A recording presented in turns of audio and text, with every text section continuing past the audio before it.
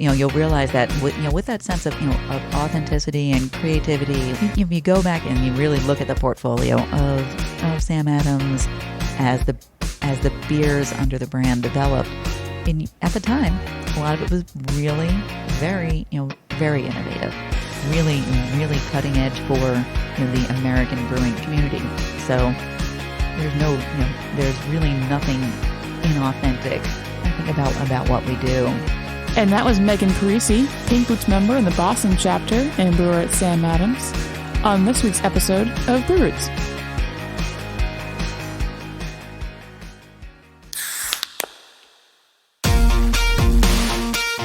The Brew Roots podcast is proudly affiliated with the Mass Brew Bros.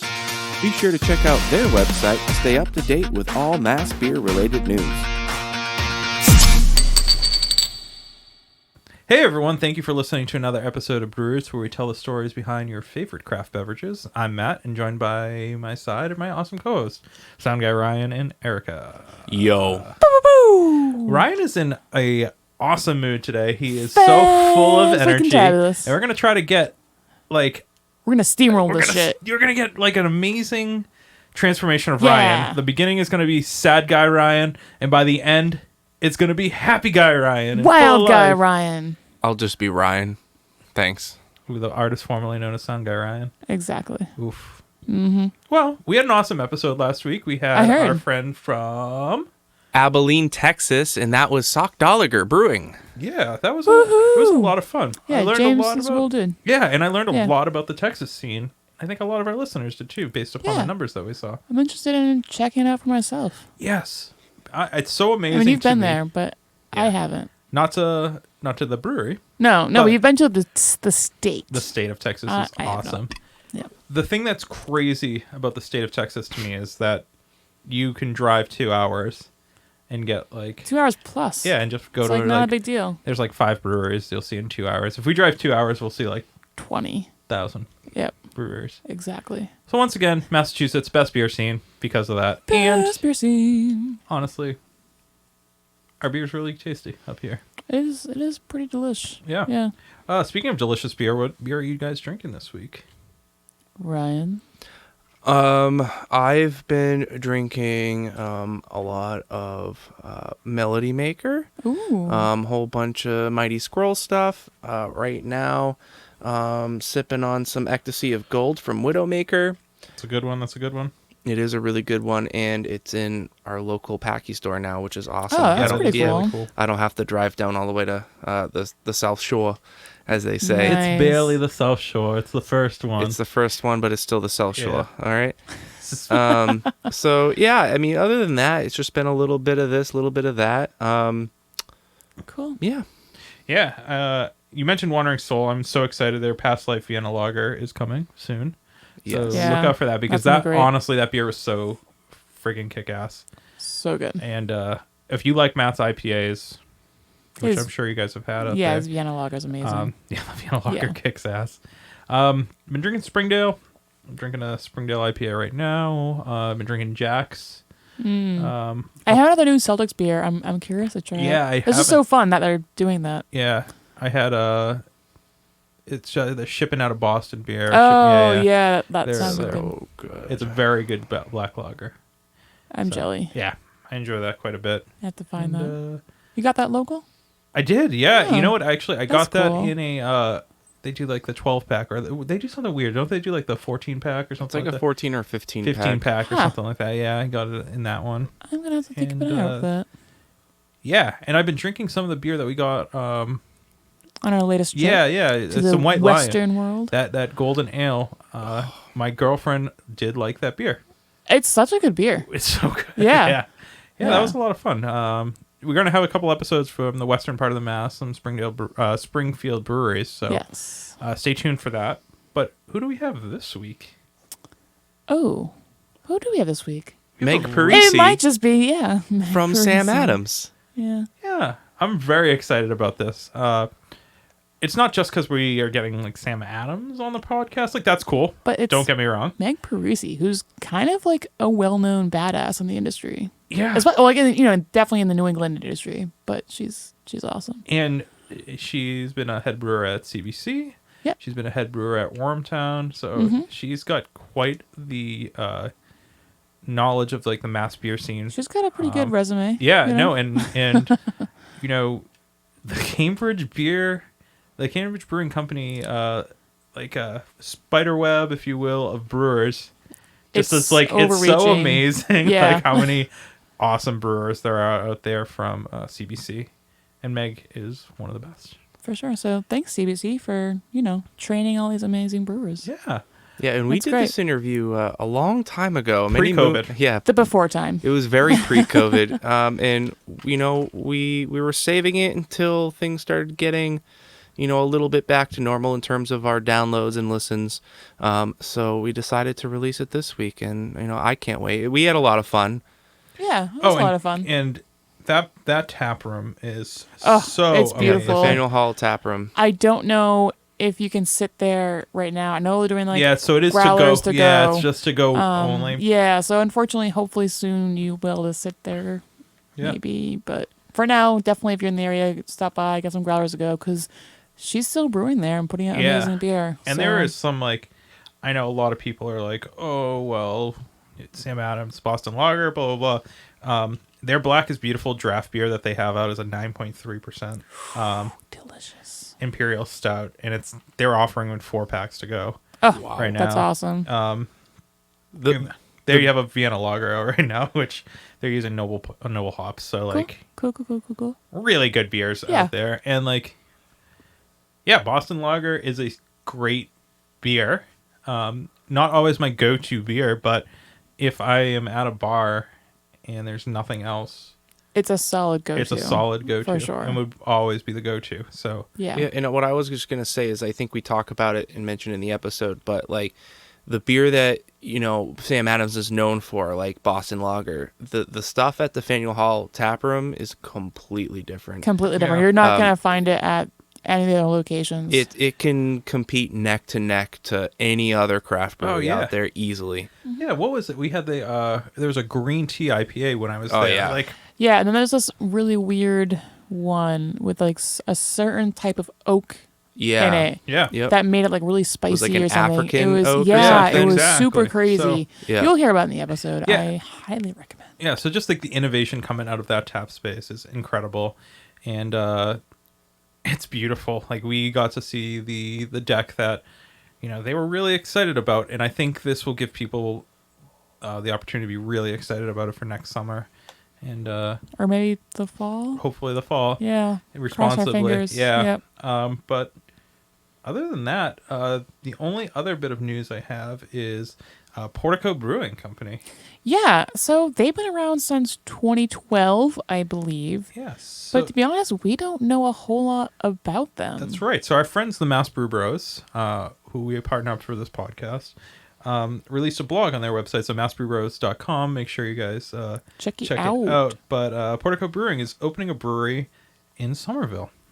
And I believe someone wrote on Facebook that this is going to be the best smelling business in all of Somerville. Yeah, because it's right next to that chocolate place, right? And then so Taza Chocolates is going to be there. And donut it's not Somerville Donuts. It's oh my God, why can't I? Union Donuts. Union Square or Union Donuts. Yeah. Yeah, so it's that's gonna be such a destination. Yeah, can you imagine how I need to see those collabs. Yeah, for sure. So it's gonna be a 1,500 square foot tap room and space and a small in-house kitchen. So pretty modest sized brewery, but I'm excited to find out a little bit more about them. So I think I know Rob and Bob are probably listening. We need to meet up. This is how we're initiating our meetup. We need to figure out get together. A little bit about Portico. Yeah. Because I've heard about them, and I don't think I've ever seen their beer or had it. Yeah, but no, they've been around for a while apparently, so be curious to learn more. Yeah, as absolutely. I'm sure all of you guys are. And I'm sure there are people out there and being like, wow, you guys don't know about Portico? Like, sorry guys. Well, this episode is a really great one, and we don't want to delay it too much, but we have awesome words from our sponsors, which we would strongly encourage you guys to support because they are, locally ran beer wine hobby, And Shirts on Tap, which is ran out of San Diego. And they have New England shirts They do now, have a New which England is shirts, pretty so, freaking awesome. you are able to support the Mass beer scene, the New England beer scene, by supporting Shirts on Tap Yeah. as well. All those shirts, you get like a discount code with each shirt. So Yeah. kind of gives you kind of that idea to go see that brewery, use the discount for a beer or something, and get a cool shirt. And this one hasn't been recorded yet, but go check out 4 Star Farms. Because we love them. And Their fresh hops are coming out. that's right. And Ryan and I and you want to brew a beer with their hops. Damn, tootin'. So I think we might be able to. So, yeah, check out 4 Star Farms. They're doing a lot of great things with local breweries right now, and I can't wait to try some of their wet hopped beer that's going to be coming really soon. Can't wait. Stay tuned, y'all. Yeah. All right. And without further ado, let's take it to the episode, and we'll catch you on the outro. Cheers. Hey, Sound Guy Ryan here. Didn't know if you heard, but we're a part of the Hopped Up Network. There you'll find other informative podcasts about beer. So go ahead, follow them on social media, and visit them on their website, hoppedupnetwork.com, to learn more about the people, beer, and breweries from around the country. And until next time, thanks for listening. Cheers.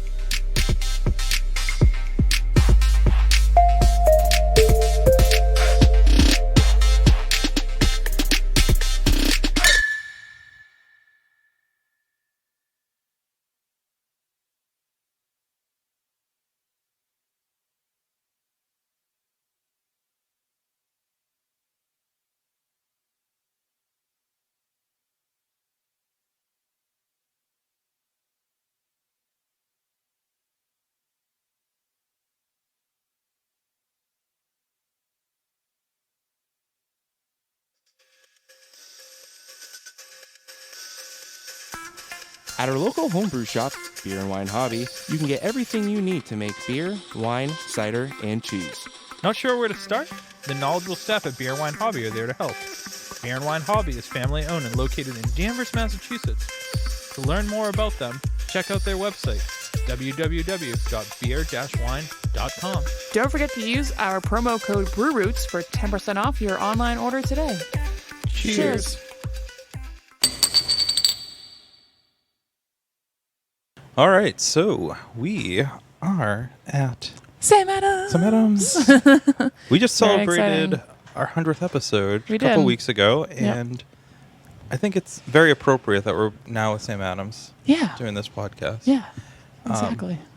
And I'm sure all of our listeners out there know the story of Sam Adams, how it started, and what it is if today. you haven't, I'm sure you can Google it. It's on Wikipedia.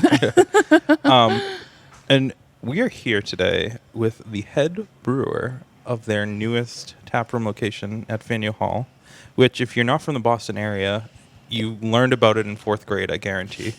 So just think back in the time machine of learning about Faneuil Hall and In Boston. Boston. Yeah.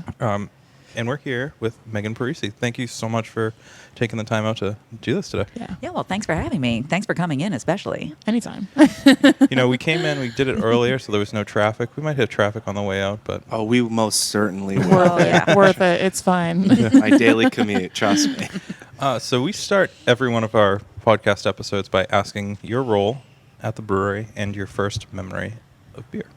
Ooh. Well, my role, at this particular brewery, is, at the Sam Adams Boston Tap Room, is head brewer. So there are only two of us here on site brewing, me and my other brewer, Wade. But I am responsible primarily for recipe development, brewing, organization, calendar, production, scheduling. Not all in a vacuum. And there's other, I've got other people and other resources, to reach out to as well, but pretty much just running the daily operations here, making the wort, finishing the beer, and all that jazz.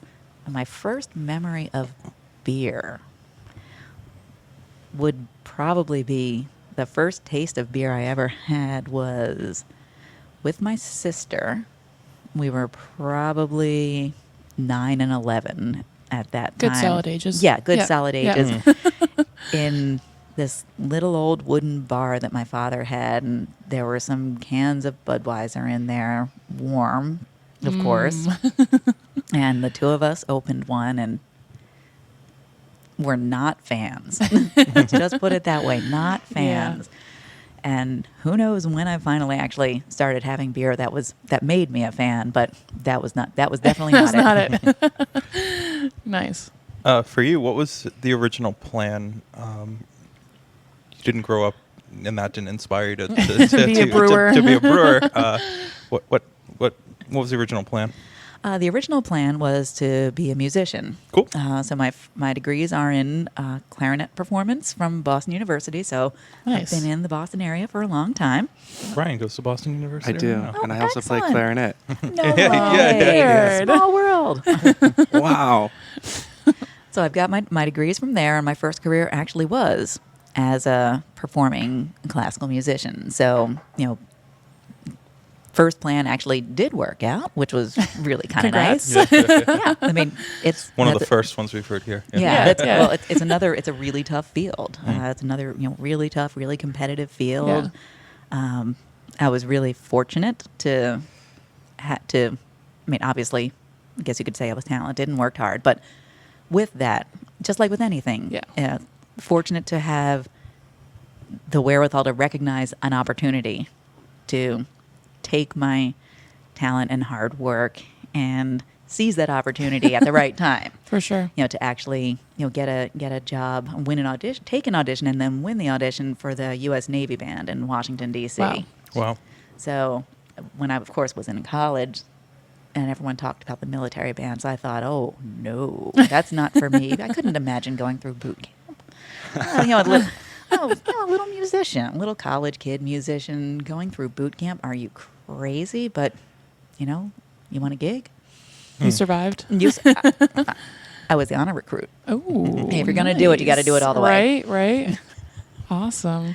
And then what happened after that? You went right into brewing from there, or? Well, when I left the Navy Band, I had left actually because of an injury. So, kind of lost some of the fine motor control in my right hand. So just, not able to play at the same level that you really need to, as a professional. Right. So I did the administration, music administration for a while, worked in admissions at Northwestern. Then we came back to Boston, and I was at Boston Conservatory and BU running production for each of those schools for a while. But the performer in me was tired of not being on stage and feeling frustrated. So For sure.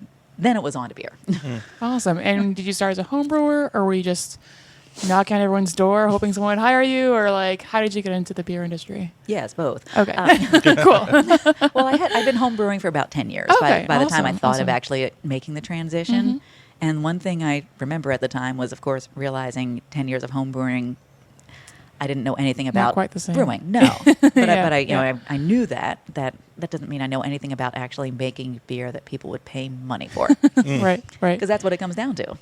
Yeah. You're asking, people loved your free home brew, Right. but if you're going to ask someone to, pay you $4 for that, 12-ounce bottle, they probably don't want to as much. So at the time, I decided to enroll in distance learning classes through UC Davis. Okay. Great. So I left my job at BU, and I enrolled in. It's kind of like, at the time, this was 2003. So the program that they had, the initial one, was kind of a prep. I call it sort of like, it was like Princeton Review for the Institute of Brewing and Distilling exam. So I enrolled in that, said, all right, let me just at least dive right in, plan to take some courses, go back to, remember I was a musician, so go back to general math and science, which I hadn't taken since high school as a musician. Yeah. But go back to the foundation of those, so that if I was going to make this transition, I felt that I really needed to have the knowledge to actually, to be serious, because that's to be a disciplined professional, and that's coming from the music background, Right. All about discipline and study, and diving, really diving into things and picking it apart. So that's why I went there. Yeah. These are my words, not your words, but do you see that maybe not people taking that same respect towards brewing today and craft beer? Well, you definitely see a lot of people, going straight into, straight from homebrew to opening a brewery without without education, without without diving as deeply. But then again, a lot homebrewers today have a lot more information available to them than we did in my generation. 20 Yeah. years ago, Things were there- much different. The process was different. What you used for equipment was different. Yeah. and and even the resources, the books, there weren't as many books. There wasn't as you certainly didn't have wikis out there. You didn't have just as much research available. You didn't have the internet to go search anything, and there just wasn't the information. So I think today's homebrewers are a lot more knowledgeable than we were at the time. As a larger group, they're much more. They already have a lot more of that information. You mentioned home brewing earlier. How early did you catch the bug for home brewing? When did it become a hobby, become a career idea? Well, of course, I was 21. Yes. Yeah, I was in grad school. Yeah. Nice. Yeah, so early 90s, and I was shopping over at what was just the Modern Brewer on Mass Ave out in Cambridge. Before it was the Modern Homebrew Emporium Yeah. and part of a larger group. I mean, this was going way out to the boonies to get homebrew stuff. I mean, it was far Yeah. out at the Yeah. time. Taking the tea out to Davis and walking from there to get homebrew stuff, Yeah. And then bringing it back. and then Right, bringing it back right. with you on the tea. Yeah. So what was your first craft beer job or brewery position? Like, did you start with Sam Adams or? My first brewing role was back in 2004, and this is where it goes back to the knocking on doors and Yes. trying to get people to, to talk to you and Yeah. give you an opportunity. While I was, studying for the certificate exam, I also decided to, attend every brewer's dinner possible. And this was back in a day where there were a lot of breweries hosting brewers' dinners with restaurants or, around town, so you could go to them and that you actually would meet the brewers. And I went to one with Beer Works and Cambridge Brewing Company, and I met Jody Andrews and Will Myers, and thought it was a great opportunity to stalk them both. Yep. Jody had me come into Beer Works for a day, just at least not to brew, but just to hang out and chat and Yeah. talk about just kind of ideas of making a transition. And I sent both her and Will my resumes. Neither of them had jobs, but at one point, a couple months later, Will did have a job. And Okay. called me, and I interviewed for it, and I was completely unqualified. But he still was impressed enough with the fact that I was, Taking the That I- right steps, kind of. that I had quit my job Right. to study. That that was a commitment. I'd already jumped off the edge, and said, I'm doing this. I'm Yeah. committing to doing this. I'm That's pretty huge. Yeah. Quitting your job and just going full in. How many people told you you're crazy? Oh, not that many, actually. that's good. Surprisingly. Nice. I mean, fortunately, I think maybe they thought I was crazy, but kept it to themselves. And it was Yeah. But it was, my husband and my family, the rest of my family were definitely supportive. I think they figured that I would do it That's awesome. That's awesome. Yeah. No, that's cool. somehow. But Yeah. back to the first job, Will didn't hire me for the assistant brewer position because he actually did get a qualified candidate, but he did start inviting me in every Monday to wash kegs and scrub floors and Very cool. clean mold. Yeah. And, All the fun stuff. and then I kept showing up. Yeah. Now, every Monday I would show up, and oh gosh, actually realizing we're just about to come up on the anniversary of that. It was President's Day, Ooh, 2004. That was nice. my first Monday there. Now I was going to remember that. So Yeah. that was, my gosh, 16 years ago. Very It'd cool. be the first day I, started working in a brewery of not getting paid. But I kept showing up, and Yeah. eventually they realized, well, I guess we got to start paying her because she's still showing up and she's doing well and is still committed to this. Right. So we can use her help more than one day a week. Very cool. It's kind of interesting to see where CBC is, Cambridge Brewing Company for Yeah. people, has spread their seeds, right? I mean, there's brewers A lot all of people have across gone up the through- state and all across yeah. the country that Oh, yeah. Will's had his hand in either teaching or mentoring. So it's Oh yeah, I mean the reach is the reach is great. It was great when several years later I did work with Ben Roche at Wormtown. Yeah. Very cool.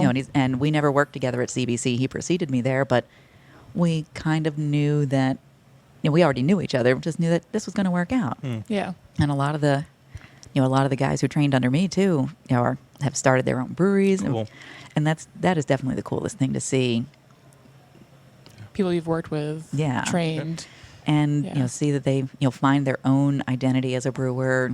They take the skills and knowledge, but find their own voice too, and have found successful ways to to express their voice. Yeah. Right.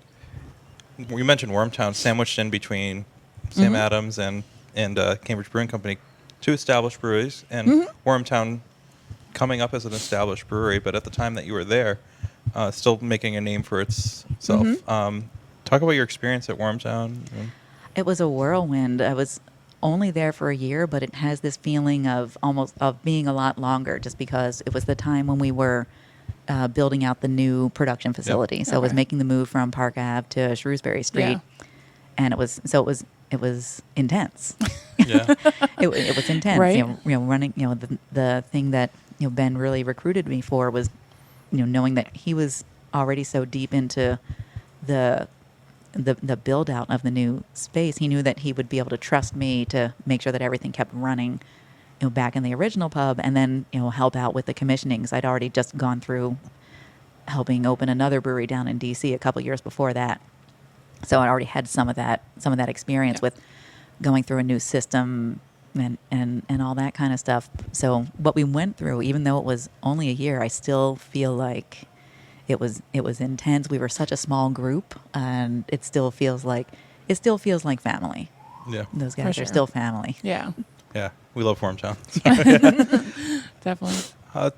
Talk about taking that jump from Wormtown. Did you go directly to Sam Adams, or? Yes. Yeah. And that was why it wound up being such a short time there. The This opportunity you can't pass up, almost. Exactly, and that's what happened. My first thought when I saw the head brewer job at Sam Adams in JP listed, my first thought was, well, that's too bad, because I just recently started a job that I really like, Yeah.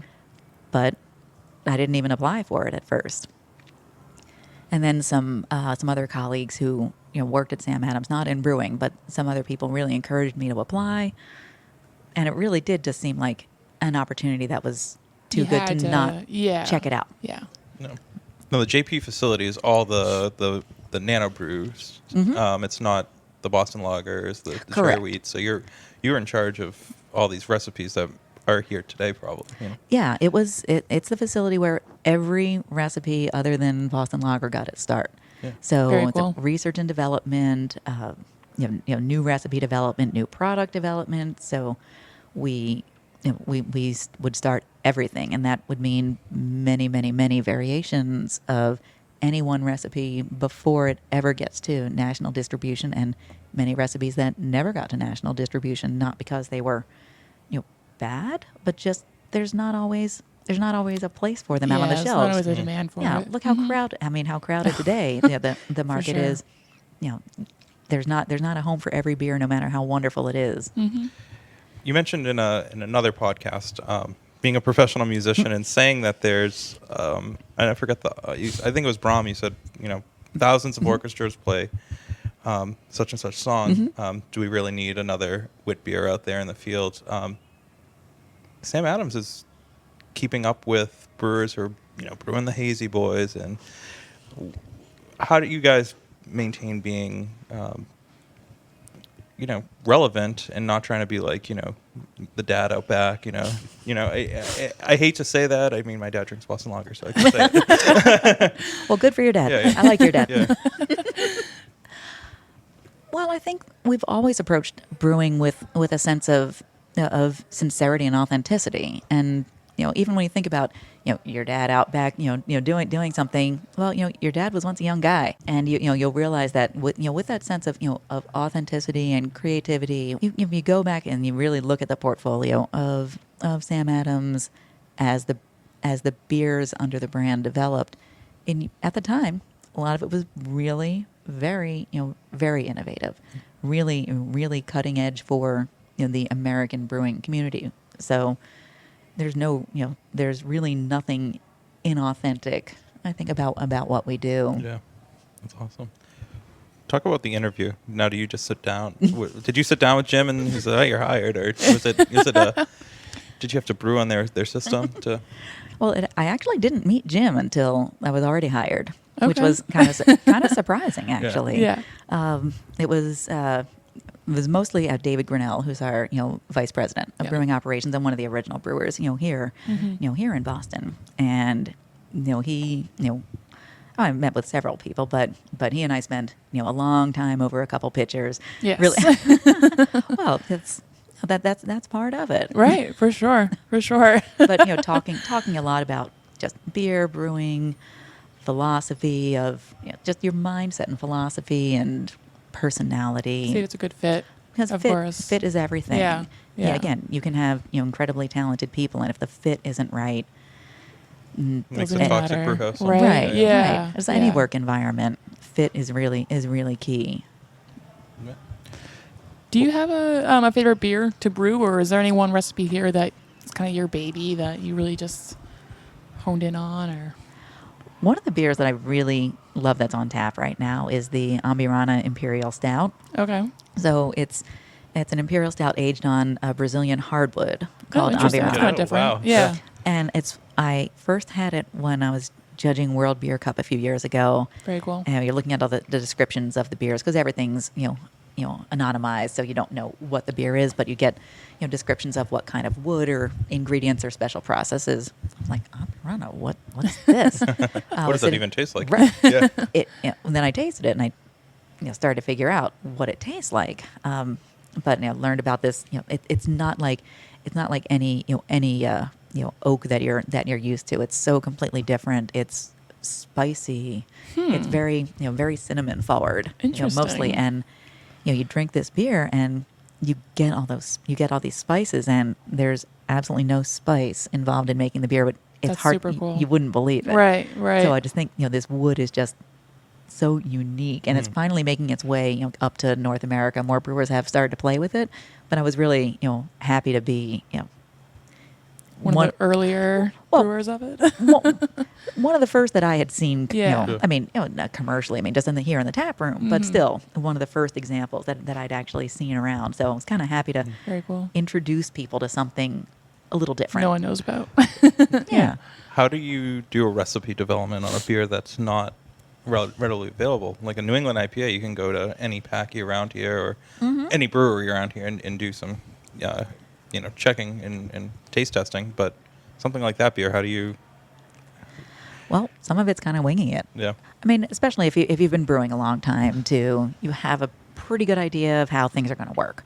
So some of it really is what's your confidence level? How confident do you feel that I can pull this off at 10 barrels versus a nano-sized batch of let's give it a shot at 10 gallons and make sure that Right. it works. There's a lot to be said for doing that, and I did that for several years, running our nano brewery in Jamaica Plain as well, just doing those super small batches and trying every variation on everything. But sometimes you just got to throw caution to the wind and say, I know this is going to work. Yeah. Yeah. The Jamaica Plain location, it's all experimental. That sometimes makes it into full-fledged production, sometimes doesn't.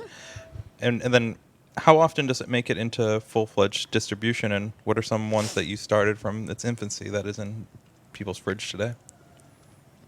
I don't know how many actually make it to full-fledged production, but compared to ones that don't, not that many though. I mean, Yeah. even in the years the 5 years that I've been there, you'd see more beers winding up in the variety packs that we had that used to have 4 to 6 beers per one, instead of now it's down to 3 or 4. So it's not as many. There's just not as many spaces out there Right. for getting something like one of my favorites that went out there was a spruce lager. That was that was in a Yeah. spring variety pack a couple of years ago. Yeah. That was a really fun, terrific one. But finding a space for that, a SKU for a 6-pack of that is going to be a lot harder to do Right. for us with our distribution footprint. One of the biggest projects that I worked on, and certainly not me alone, but it started in the nano brewery, was the New England IPA. Yep. And it was a style I had zero experience with brewing, and even at the time when I started working on it, there wasn't nearly as much information as there is today, research. So a lot of it was just, again, this is where the 10, 15 gallons comes in really handy. You can do a whole bunch of variations with, and, try to narrow down ingredients and process before going up to the, the larger scale of 10 barrels. Yeah. What were some of the beers that you remember trying, introducing yourself to the New England style? I think we just, went across the board. I really just whenever I'm thinking about a beer, designing a beer, I always think about the glass. I think about the final beer, the beer inside that glass. What's the beer I want to drink? And it's never a clone of any beer that I've had. Yeah, yeah. True. Anyway, so you think about the reason you drink other people's beers is first you admire all your colleagues too, Right. and so that's always fun. There's so many people making great beer. Yeah. It's one of the things I love about this industry, that we all actually admire each other, and we get motivated by other people's success. For sure. It's inspiring to see other people do things that you're like, oh man, I wish I could do that. But I'll drink, not all at once, but a dozen or two. Try to find examples of any kind of style and think about what is it from all of them. What different flavors taste like, I guess. What different together. flavors and what's the overall. Say I've had say there's a dozen beers and 4 out of them have a certain kind of sweetness that is the that starts to reach me as like that's the kind of sweetness I want, or a certain kind of hop character, like that's the finish I'm looking for. So then you try to sort of figure out what is the beer that I want to say this is my interpretation. Again, it goes back to the whole method of being a musician too. We listen to so many performances and study so many recordings of a piece that we're going to interpret, but you're never copying. Yeah. You're looking for the bits of inspiration to help you find your voice. It's important. Mm. How do you feel about haze? Is that something that... Hazy beers. Well, my evolution has definitely had an evolution of thought on it. Yeah. It was something that was just so different than how most of us had been, in my generation, raised to brew. We were always pushed to have bright beer, and if beer wasn't bright, There's it something was wrong with it, right? Right, Yeah. right. It's Yeah. the hallmark of quality was bright finished beer, and it didn't have to be filtered necessarily to be bright, Yep. but just that if it was hazy and certainly, oh my God, if it was opaque, well, unless it was a wheat beer, Yeah. then it was not. It was low quality.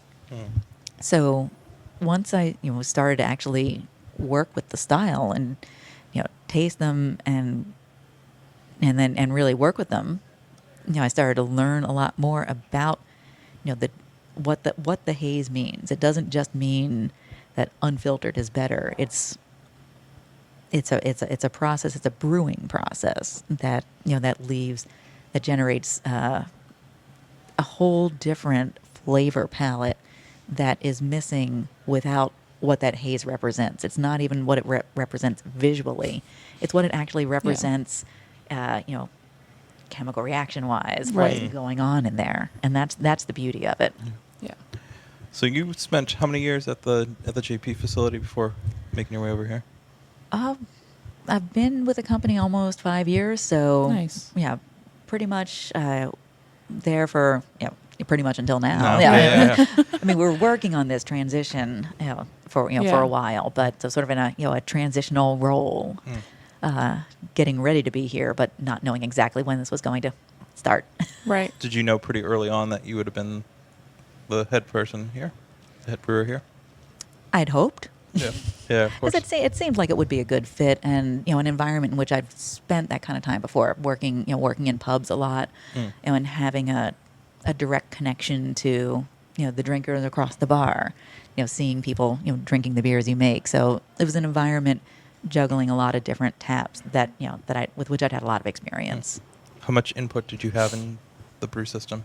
the brew house that's here? A lot, actually. Yeah. I did actually get to go to Germany a couple times. Yeah. First, when we were, doing, just taking bids on the initial systems, and even at that time, when we first went over, systems this small. This is a 5 hectoliter system, which is about 4.25 barrels. So it's a pretty small system, Yeah. especially for a fully automated kind of brew house. The manufacturers we were speaking with weren't doing a lot of systems like at that size at that time. So it was going to be a big deal for them to scale down everything, but still have the same kind of precision automation that we were looking for. Now they're doing more systems like that cool. because Yeah. there is a bigger market for. There's certainly always been a Newer big startup market. brewers, There's been a yeah. big market for the smaller systems, but more people are willing to invest the money in the system and and the automation that comes with it. So they're doing more of that. But I did have a lot of I did get to go over and help decide on BrauCon, which is the Very manufacturer cool. we went with, and Yeah. they're fabulous. We've done a lot of work with them. Yeah. Just been really pleased with, especially these small systems. We've heard good things. There's a few breweries that we know of who've Oh, yeah. upgraded to those. So pretty cool. Yeah. Talk about opening this place. I mean, you got to choose it. I'm sure that it was not an easy undertaking. I'm sure there's a lot Oh, of no. hidden stuff, especially being in such a historic area. Yeah. Keeping the integrity of the area as well. But Oh yeah, absolutely. I mean, taking over, building in a location like the Faneuil Hall district. Yeah. I mean, all eyes are upon you. For sure. Figuratively and literally. I mean, literally right now, but even figuratively before, it definitely is a bit of a big splash. The location is, you come across Congress Street, and the first thing you see is the Sam Adams tap room and the Sam Adams statue that was already there. Yeah, I noticed that when I came. I'm like, oh, that's right. There's statues right here. This makes total sense. Yeah. So that's just kind of amazing Yeah. that actually worked out. But, taking a space it was a very challenging space, actually. oh, sure. It had multiple levels inside before, and we tried to make sure that we wanted to keep different levels, but make a better flow than had existed before. The previous establishment, you had to go downstairs to even get in. Oh, okay. Yeah, so the entrance was already sunken. Yeah. And so it was not the most inviting. Right. So you actually had to walk all the way to the end to then go downstairs, go inside, and then go down again. So it was just, it didn't have a lot of visual draw, for people as they're walking by. This, we brought it up to grade, up to the sidewalk, and it's all windows, and there's a bar on that first level as well as the very brew inviting. house. So it's it's definitely inviting. It draws a lot of attention, but it also has to work. It's not just here to be pretty. Not just pretty. Yep. Yeah. I said to Brittany, your marketing person, it's like the Apple Store version of a brewery. Yeah, it's very functional. Yeah. There's Yes. lots of charger stations. Yes. Well, but that goes with that goes with the territory. Oh, for sure. That's what people want and need. We want people to be comfortable here. Yeah. We want them to feel like this is a place that they can be and spend time. Right. It's not somewhere where we're trying to rush people out. We want people to actually come here, stay, feel comfortable. And that's one thing that I've noticed just even in the 2 weeks that we've been open now. There's an ease I see with the drinkers at the bar and at the tables, that people look really comfortable already. They look like It's a good they've sign. been here a while, and I don't Yeah. just mean like they've been there for hours. I mean they look like they feel comfortable in the environment, and that's a really nice feeling to see. How do you get people to come to this? Obviously, it's an awesome location, right? But I mean, people who can go to the restaurant right across the street and get virtually the same beer. But why do they choose to come here? Well, they come here for two reasons. They come here, for one, we're not a restaurant, so we want them to go to all the other restaurants around here. We're not in the restaurant business. We're brewers. We make beer. We have some great bites here.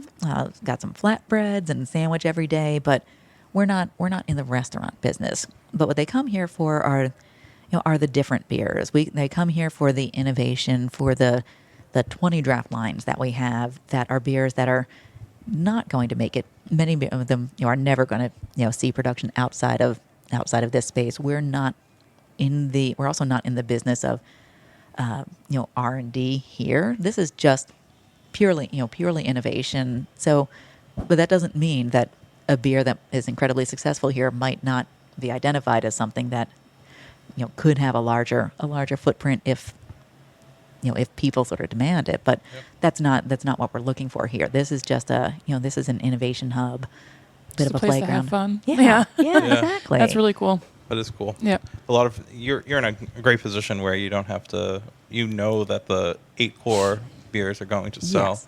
so those allow you to have a green tea, Yeah. pale ale, or the Lemon lemon dropper. Yeah. yeah. exactly. Talk about how you get inspiration for some of these beers. I mean, a green tea and a pale ale. You don't have to talk about that one specifically, but anyone. No, that is one that I really love. It's one I first made a few years ago. I think, did it start in the nano or did I go straight in the 10 barrel? I can't remember, but tea. It's a really cool ingredient. Something I'm often inspired by things that I already like separately from beer, and I have a lot of culinary inspiration when it comes to beer, because there's so many flavors and so many things that you can do in the realm of beer and you're not trying to make something taste like an item of food necessarily, like say one of the beers that we just ran out of, the Moscow Mule. I was bummed no. about that. I was like, oh, I know. Yeah, that looks kind of cool. But no one's going to think it's the cocktail.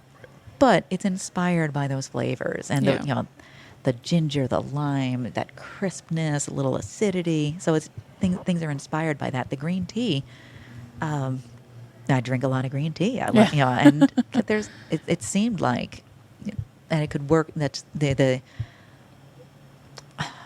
spiciness of the tea could work really well with certain hops. Just balancing an actual hoppy pale ale, not only have it be sort of gruit herbal like, but really find that balance between spicy hops, spicy tea, and get a bit of a tea note in there. So I was always looking for ways to integrate and find balance. Now sometimes going out of balance is a little fun too, like like the Ambirana. I mean, that's just super cool. it's just wild. Yeah. yeah.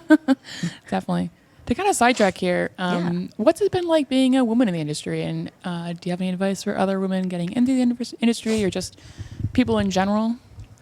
See, I always find that kind of an interesting question, because I don't know what it's like to not be a woman in the industry. True, it's a good point. Right, like I don't know what it's like to be a man in the industry. Yeah. Or in any industry. I've always been in kind of non-traditional fields, so for me, it's never really. It's never been as much of an issue. Yeah. But it doesn't mean that it isn't an issue. Right. Because I may not have had.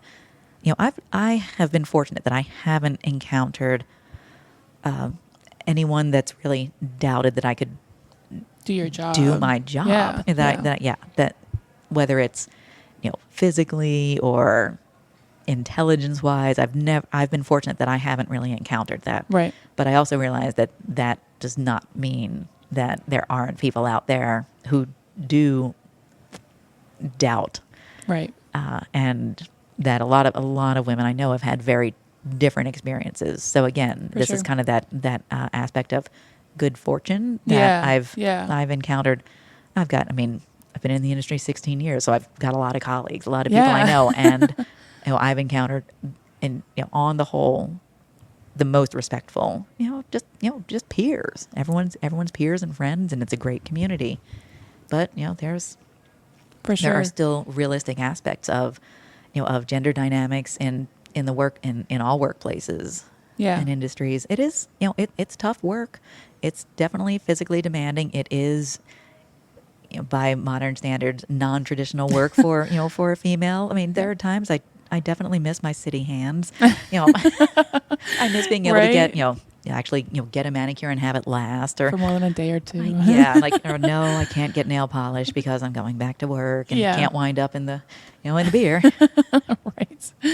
Right. Do you think that's kind of a East Coast thing versus elsewhere in the United States or the world? Do you think we just kind of have that great diversity already built in, or?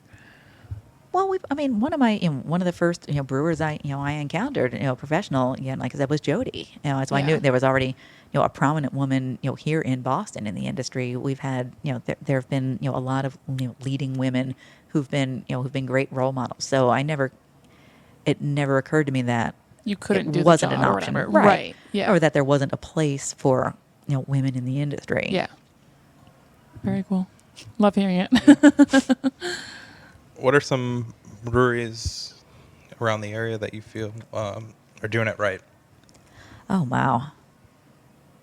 I mean, the community has grown so much too. It's the whole landscape has changed. Just even the number of brewers, I can't always even keep up. But I mean, obviously, I'm always fond of CBC. 'Cause, I mean, Of course. they still. I mean, and that's where I kind of learned to have follow that spirit of innovation and sort of thumbing your nose at tradition in They're some very ways, innovative with their beers. but also Yeah. really embracing tradition. Mm-hmm. There's so many breweries that I haven't checked out yet. Night Shift's new spot over here at Lovejoy Wharf. Yep. There's a close by, and Trillium's locations around here. I think one thing that's really been nice is all the beer gardens that are just they're expanding the kind of just widening that umbrella. Yeah. Of beer drinkers and people to to feel comfortable going to craft beer establishments and being willing to try different flavors and just getting to expose themselves to a lot more Something different. options. Yeah. Being open to it. I Right. guess. Right. I'm glad you brought up options. We see some new options maybe in the last 2 years. And Sam Adams has their hands in it, but we're talking about spiked seltzers. Oh yeah. As a brewer, how do you feel about them? And as a person, how do you feel about No. They're surprisingly refreshing. Right. We discovered Like- that ourselves. Yes. No, I mean, and it's there's a great time and a place for them too. For I think they have a really broad appeal. There's something. It's really nice that we actually have Truly on draft here. I think that's a great It's a good opportunity option for people. Yeah, it's a great gluten-free I'm so glad option. you didn't say it's truly awesome. It's really it does happen all the time. Yeah, yeah. Unfortunately, even when you don't mean it, you're like, Right. Oh, damn Darn it. it. Yeah. did it again. Damn it. Yes. But they're surprisingly refreshing. But they can still get 4.5%. Yeah. You pop one of those into an imperial pint at home in 20-ounce glass. And like, you see those 12 ounces, like, oh, that just Oh, kind of this looks is so lonely. fine, Let me put right. another one on top Yeah. of it, and then you do that twice, and like, Oh, wow. Yes. oh, it's only 400 calories, but okay. Yeah. I've just had 4.5%. Right. And you have no ABV. idea Right. until you've had all of them. Right. Like, all right then. Yeah. I guess what I'm getting at is when you started 2004, right? Mm-hmm. Did you anticipate that seltzers would be the thing that people were going towards in 2020? Hazy beers, seltzers, Yeah. none of it. Who knows what's Yeah. next, right? Yeah, exactly. You never know what's going to be the next best thing. The next big thing. A lot of trends. I mean, just even the way that IPAs just took off. Barrel aging. When those became really more mainstreamed as opposed to so focused when those became so incredibly popular. There was a time not that long ago when those were not popular styles. Lagering is Yeah. a huge thing right now. A lot of breweries are doing it. Well, Some are doing it extremely well, and some are doing it well. lagering's tough. Yeah. And the thing is, what makes it tough is time. Mm. And Tank that, space. yes, Yeah. and that's always been, I think, the biggest hold up and hang up for most small breweries is that you can make a lot more ales. You can turn those tanks over and sell more beer, which really you can put back into your business. Right. And there's a lot to be said for that. But taking the time, devoting a tank to, that's a tank we can't use for 5 weeks. Mm. That's a big commitment, Mm-hmm. and it's not necessarily a great business plan for smaller breweries if you're if you're trying to make sure that if you don't have a lot of tanks. Right. So it's a juggling act, but it's also identifying your priorities as a brewer in a brewery, and more, as they said, more people are doing it because they're finding that they want to experience that themselves as well, and then share it. Yeah. I'm Kinda- a fan of it. Yeah. Yeah, right. Bouncing back a little bit. Yeah. Do you have a house strain yeast here, or do you just use whatever, like USO5 or something like that? Oh, we've got several strains that Okay. that we work with in house. So pretty Yeah. much our we've got The Sam Adams yes yeasts. yes Yeah. our house Sam Adams Yeah, yeasts yeah. that we're using in in all of our beers. Okay. With, a couple different ale yeasts, and of course our lager yeast. Yeah, of course. Of course our lager, our house Belgian. Yep. We've got Okay. a repertoire, but Yeah. a nice thing here is that if I want to do a single batch of something, that would be a different yeast strain. I've got Right. that flexibility where Yeah. I can do that. I mean, juggling a lot of different yeast strains also adds a whole lot of complexity I can imagine. to, Yes. to any brewery, and there's a Yeah. reason why a lot of people Just try. have the one or whatever. Yeah, because yeah. it's there's so many. It's hard. Yeah, don't worry about cross contamination, I guess, right? Yeah, cross contamination of strains, getting some sort of mutation, Yeah. making sure that you can actually harvest and repitch. Right. Just even just financially, Yeah. not seeing a strain die Yeah. too early. Saying, For well, sure. that was one and done. That was a nice Right? That was 400 fun. bucks. Yeah. Have you played at all with the Quake yeast at all yet, or? I haven't used it Okay. here in here at Faneuil Hall, Yeah. but we definitely have used it down in JP. We actually just released a Quake Cool. IPA down there in Nice, cans. Nice. So that just came out. I think just got canned last week. So Yeah. that should be coming out. Very cool. Positive Yep. feedback. Kind of weird. Oh Excited yeah, about it. It is. It's wild. Yeah. I mean, it's not wild, but what's Yeah. amazing is that Yeah. you can ferment it hot, and it ferments fast, and it's clean. Yeah. Right. Which is super weird. It's yeah. So in that way, it's wild. Yeah. Yeah. Very cool. How much carryover is from JP to here? Is it the same? Some brews or Most are going to be different and unique. I mean, that's kind of the the goal is that each has its own tap room. I mean, you'll probably see a couple beers here and there. Yeah. But we're looking to have different offerings because there's reasons to go to both. Jamaica Plain, the people are going there for the tours, but it's also a real neighborhood kind of place. It is. Oh, yeah. And that's Definitely. what I think is so cool is that it's Yeah. it's kind of finally become like A local watering neighborhood hole. spot Yeah. in JP where it's been for 30 years. yeah. Yeah. But finally, like the neighborhood watering hole. So we want to have something unique, unique offerings there, and also showcasing the talents of our brewing team down there. We've got For sure. a lot of talented brewers in our whole group. So they've got a place and we've got an outlet for all their ideas, and then we've got a whole different set of offerings up here. Cool.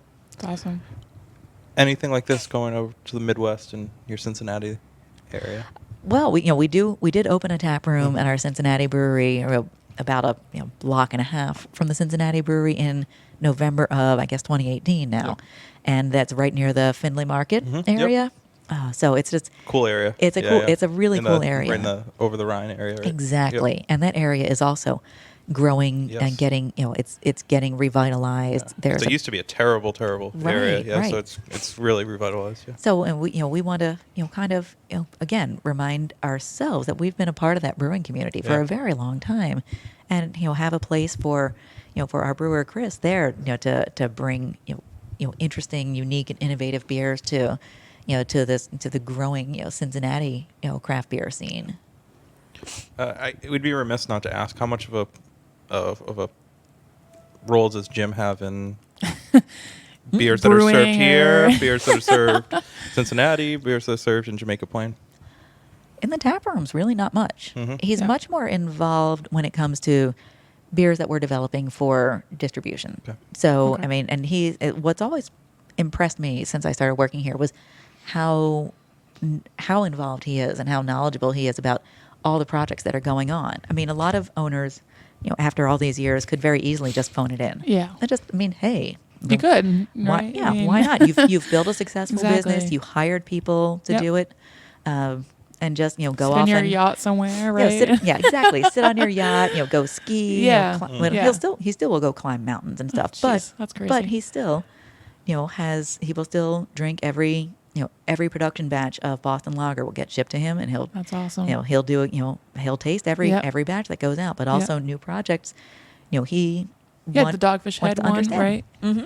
You did a collab with Dogfish Head. He was a part of that, I would assume. He's He's Yeah. pretty much a part of everything, Yeah. and so Yeah. and it's really just impressive how like I said, how much he still cares. He's not Right. slowing down. That's good. That's That's good to awesome. hear. Yeah. Speaking of Dogfish Head, how much did that impact things? And were you ever worried about anything changing culture-wise, or? Not worried. Definitely not worried. When we first heard the news, I mean, for us, we first heard the news about the same time everyone else did, Yeah. maybe 15 minutes earlier. Right. But Yeah. still, I remember my first thought was, It was a good kept secret. well, Yeah, it was. It really was. yeah, Yeah. trust me, it was. Yeah. But it's a publicly traded company. It Yeah. has to be, because you can't have those kinds of Yeah. risks. Of course. But I remember thinking, because it's pretty big news, For sure. my first thought was, it's May, not April, so it's not April 1st. Wow, this is real. This is not April Fool's joke. This is like right? holy Yeah, smokes, 'cause yeah. this is a big deal. Yeah. But it makes complete sense as Mm-hmm. well, too. I think your companies are fairly similar, like, culturally. Similar culturally, similar mindset, different product ranges Yes. overall, so very, complementary. Right. Like there's not, don't seem to feel like there's a lot of risk of one scavenging off the other. It's, Not like Boston Lager. Right. Will be replaced. Yeah. right. Yeah. Or 60 Minute. Yeah, like yeah. These, beers are, our beers and brands are pretty well established, but the overall like ethos and ethics of each company are pretty similar and really, really well matched. In your 5 years at Sam Adams, there's been some pretty monumental things that have happened. You're the official beer of Fenway Park. Mm-hmm. You've had That's cool. Yeah. you've had 3 Super Bowl commercials, 2 Super Bowl, yeah. And you guys are the second best craft beer in the United States, right? The Second largest, yeah. Largest, yep. So, first best, yeah. It's like second. Yeah, Right, yeah, second come largest. on. Yeah. Second largest. Is it no coincidence? You've been here for no. But I mean, you've seen some significant growth in 5 years. Yeah, I definitely have. A lot. A lot of evolution. A lot of. I never would have even thought when I first started here that we would be, doing hazy, hazy IPAs. But it's great that we do get to, the Sam 76. Yeah. Doing this, really actually creating a, lager and So ale, good. and that blend, that hybrid fermentation, just actually getting to do something innovative and unique and different, and bringing them to national markets. It's been pretty Pretty exciting. cool. It was, Yeah. it was a pretty big deal. Yeah. Correct me if I'm wrong. I read online that the cold snap recipe changed. I think there's been a few, like the summer changed as well. Yeah. Yeah. Yeah. Where do you guys make that decision to change it? Is it feedback that you guys are getting? I mean, tap room, or it's not like, how do you guys get feedback, Sam Adams? Well, I mean, a lot of the feedback probably comes from market trends and Okay. sales and things like that. Just Yeah. seeing what are people's tastes as well too, and sometimes the taste even of an established brand does need to evolve. Just like anything, Of course. it's got to stay fresh. Yeah. If people are looking for, especially as we've gone with with summer ale, with cold snap, lighter and brighter. Mm-hmm. Focus on on the citrus. Brighten that up. If you're looking for a little lighter palate, how can you keep the integrity of the profile so that it's still summer ale, it's still cold snap, but it's in the it's been refreshed. It's been refreshed. Yeah. And you want to make sure nothing ever should stay stagnant. Yeah. Why do you think people think that Sam Adams isn't innovative? It's such a silly thing to me. You guys had double block, triple block, like in the 90s. Right. Right? And when nobody else was doing that. Right. Right. Why does Sam Adams have that stigma? Like, Well, because you almost kind of said it earlier when you talked about your dad out back. my dad's It's It's true. If It's your totally dad, the dad's I mean, beer, sort of right? the, sort of the, the dad thing. Just the the sense of it's almost you've seen it happen to a lot of brands. It's almost a curse of success and yeah. and growth that when you're small and everyone wishes they could have have access to you everywhere. Then when you find you finally deliver that, and then there's other smaller that people can't get everywhere, and so it gets not that they get more interesting, but there's a certain comfort level that happens with that kind of growth, and where you can get a Boston Lager almost anywhere. You can get that anywhere, and that's great. And then you think, well, I can get that. I can have that anytime. Well, maybe I'll try this.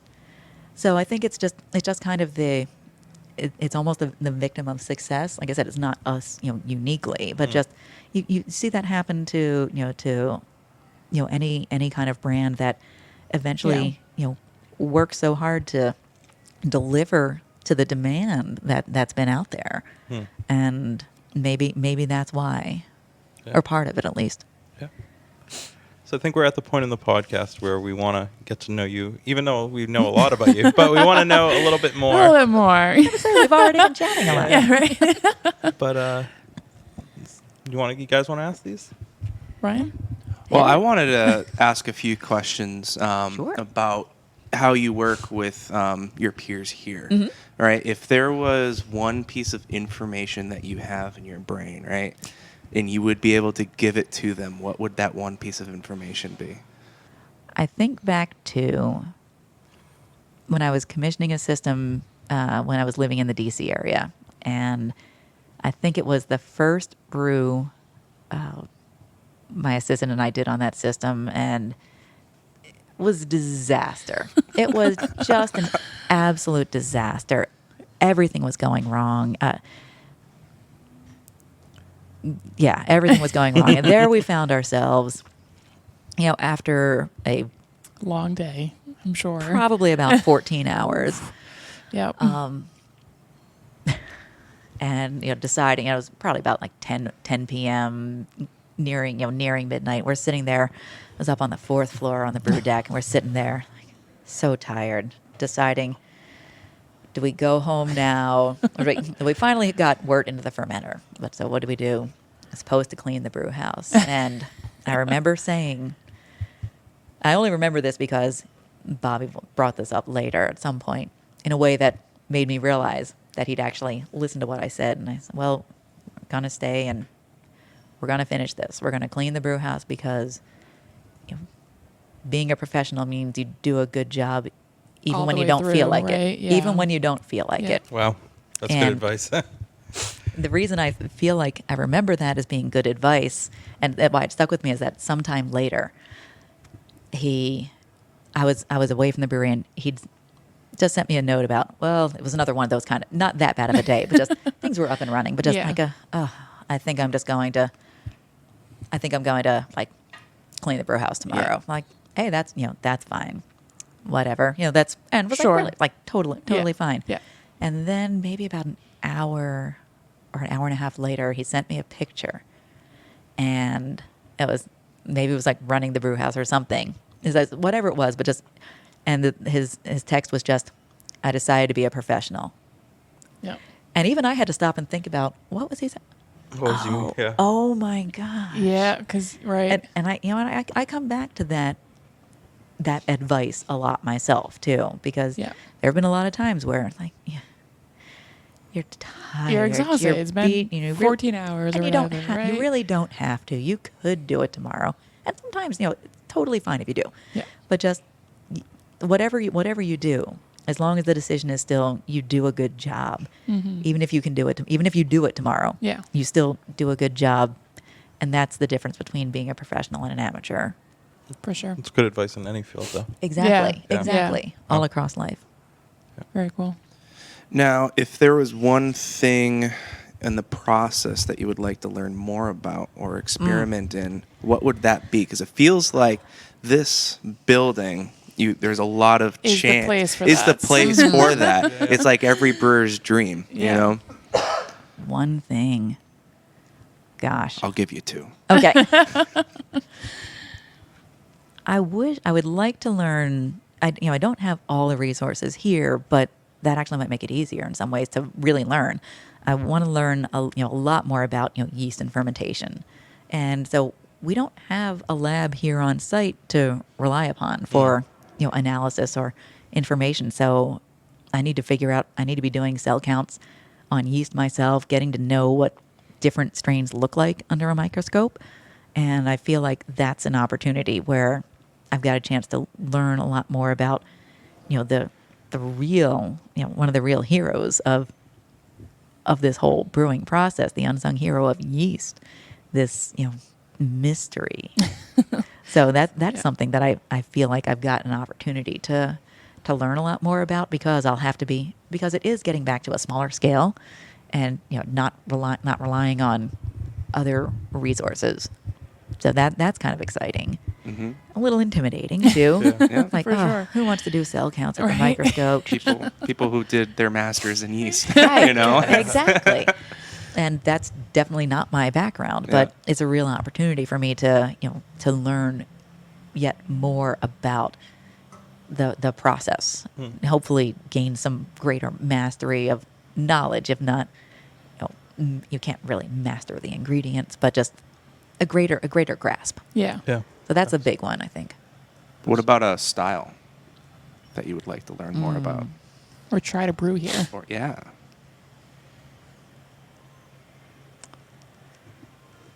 Well, the nice thing is I don't have to choose with all these Right, you can tabs. do Actually, anything, right? that actually makes it less less stressful honestly, really. So I really am just kind of always looking at a balance of styles. Yeah. I mean, my goal is to always to kind of make try to make the a wonderful version of whatever style. I mean, we all can say we want to make the best, but there is no objective best. That's right. Yeah. But that's the goal. At least if you can always feel like it's going to be someone's best, and it's going to be it's going to be someone's favorite. Yeah. So kind of going along with the yeast there, I'm going to go, what is the most important ingredient in beer in your opinion? Well, the yeast is so critical. Okay. Cool. They're all like if you've got bad water, Right. They all play a major role for sure. They all play a major role, but I think yeast is quite often the big misunderstood aspect. Yeah. How to properly handle your temperatures. Where is one yeast really going to thrive? And it's not even just limited to, well, this is where the yeast thrives. You've got different tank geometry. You've got I've got smaller tanks here, different size tanks than different dimensions than any other brewery I've worked in. So just even thinking about that, how are these yeasts going to thrive in this environment? So that is always the biggest challenge, going from any one brewery to another.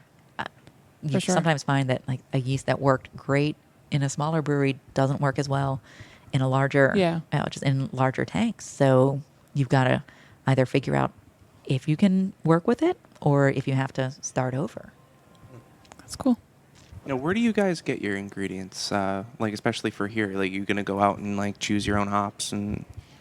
Well, actually, we don't have a lot of storage space here. Yeah. But if there's something that I am looking for that we don't already have, in our system, I can definitely find it. I've got that kind of freedom and flexibility. But right now, I'm kind of warehousing everything down in Jamaica Plain. Yeah.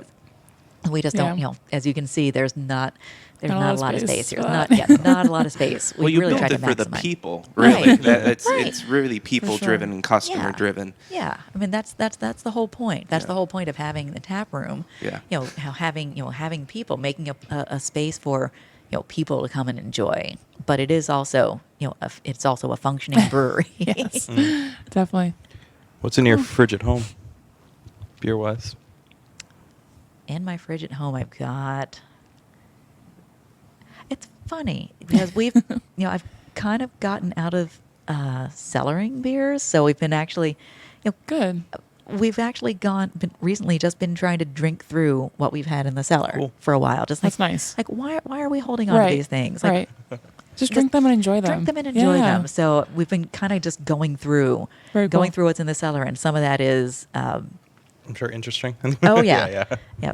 Yeah, some nice, wild beers, barrel-aged beers. There's the one course. bottle of Cantillon that I still Ooh. I still haven't decided the right occasion for Yeah. that one. Yeah. Very cool. Do you have a couple utopias? I do have, Nice. I do have a few years of utopias. Yeah. And those yeah. but those are still special occasions. course, But of course, sometimes yeah, the yeah. special occasion is it's Tuesday. Yeah. Or, you know? just had a really bad day and you just like, you deserve that. Exactly. I mean, you can't wait for, No. everything to be a special occasion because You don't otherwise have that One will many. never Yeah. come or whatever, right? So, you'll never feel it Yeah. special enough, and then Yeah. you miss out on enjoying something, or if you've got people and you want to share it with, share it. For sure. That's a good motto. Guilty pleasure beer? It's not that Budweiser that you Boston shared with Lager. your sister. No, definitely warm, flat, warm. Not, it wasn't even flat. It was just that sort of super, Been sitting out all day. super fizzy. Oh, it was Yeah. not. Ooh. That was not a good thing. That was definitely not a good thing. Maybe a guilty pleasure is the Truly. And I have one of those terrible things to Yeah. admit. That's it is- okay. No, they really are. Like I said, they Yeah. really are kind of surprisingly refreshing. Right. It's all right. Mine's Twisted Tea, so there you go. Exactly. I guess the most important question is we want people to come to this tap space. So do I. But Right. where are you guys physically located? So we are located, the street address is 60 State Street, but we are located right across from City Hall on, bordering on Congress Street. So if you get off the T at Government Center and you walk across past City Hall, go down those stairs, as soon as you follow the Freedom Trail, Yep. and you get to us. There you So go. we're, we're spend right a weekend there. day doing that. Does the mayor Yeah, ever let's walk it stop up. in after Yeah. shift? Not yet. There actually was an event from his office here last Oh. week. Oh, wow. Yes, there Very was. cool. Yeah. Nice. So it's really been nice to We expect them every Friday. kind of hope that this will be, again, like a sort of a regular, comfortable gathering place for Yeah. people, for whether it's just couple walks people of want to get together, but exactly Yeah. all walks, whether it's everyone from the financial district or government around here, everyone if you're on vacation, every tourist, but Yeah. also local, like not just from the offices, but if you're local, come on down. Yeah, it's an And easy train ride. very Yeah. easy, Yeah. Yeah. very easy train ride. sure. I mean, you've got You're Yeah. right out of Haymarket for the Orange Line. and blue and orange here Yep. at State Street, right at the Yep. corner as well too. So you've got just about every line, really in walking distance. Downtown Crossing is not far away for the red line, so that's actually how I get in. Yeah. So Nice. I'm excited to come for the outdoor patio that I you guys can't have wait here. for it to It's be warmer. beautiful. This is going to be beautiful. this is going to Yeah. be the place to be. For This- sure. Yeah. Yeah. So come early because Yeah. it's going to Yeah. get filled up. It's It's during gonna be the full. warmer Yeah. months for sure. Yeah. And are you Yeah. open Monday through Sunday or? Yep. Monday through Yeah. Sunday. Nice. Good. Yeah. Awesome. Well, congratulations to Sam Adams. is and amazing. Meg. And for Congratulations you. to you, Yeah, Megan. congratulations Thank you so to much. This is a awesome Opportunity. Yeah. Yeah. Yeah. Very It's Like a exciting. kid in a candy shop almost. Right? You know? Yeah. This is it really is a brewery of a lifetime. Yeah, for sure. Cool. And we like to end with, what are you most proud of? I know it's a real stumper. Yeah. That's always a hard one, but I think I always feel like most proud of all the brewers that I've worked with who gone on to find their own voice, Right, that's really to cool. to open their own breweries, to go and take the skills that I may have had some hand in helping them develop, Yeah. but they found their own voices and they've gone off and been successful, and Yeah, that's always the thing of which I'm most proud. That's an Very awesome cool. thing to be proud of. it is. Yeah. Well, thank you. Make sure you make your way down to the Faneuil Hall location. It's more than just Boston Lager. Yeah, it is. Not But that grab there's Boston anything wrong Lager, with that. right? No, Because no, it's no, no. amazing. But it's a cool place, Yes. and I'm just excited to go try some more. And, Definitely. I might have a Truly. Ooh, You can. Yeah. You can have whatever you want. Yeah. very But just good. one because just one. because We got to drive home. Yeah. He can Yeah. yeah. But Megan, thank you Sorry. so much for doing Thank this Oh, today. it's my pleasure. Thanks Yeah. for coming in. Cheers. Definitely. Cheers. Cheers. Hey everyone, thank you for listening to our episode with Meg Parisi of Sam Adams Brewing. And if you made it this far, we run off of Small Pond Studios. this awesome studio located in Georgetown, Massachusetts, not only showcases some of the best live acts in the area, they can broadcast it globally to the world. To the world! Whoa. Honestly, this is the home of Brew Roots Podcast, and we couldn't be happier to be here. And if you are a podcast, if you are a recording artist, a full band, spoken word, whatever, you can record here too. And Ryan, what's the website to find out more about Small Pond Studio? smallpondstudios.io. Yeah, so make sure to check it out because we sound amazing every week because of Small Pond Studio. Can you imagine what you'll sound like? All right, so we have an awesome episode lined up for you guys next week, and we're not going to tell you who it is because we want you to find out on our social medias. So if you are following us on Instagram, Twitter, or Facebook, awesome. And if you aren't, follow us at Brew Roots on every social media. We have a YouTube page. Please follow us. We're trying to get to 1,000 subscribers so we can make like $2. That'd be pretty cool. Yeah, that would be awesome. So, yeah, follow us on all social medias. And Ryan, we're making a TikTok after this, so... No. Yeah. Yeah. And until next week. Cheers.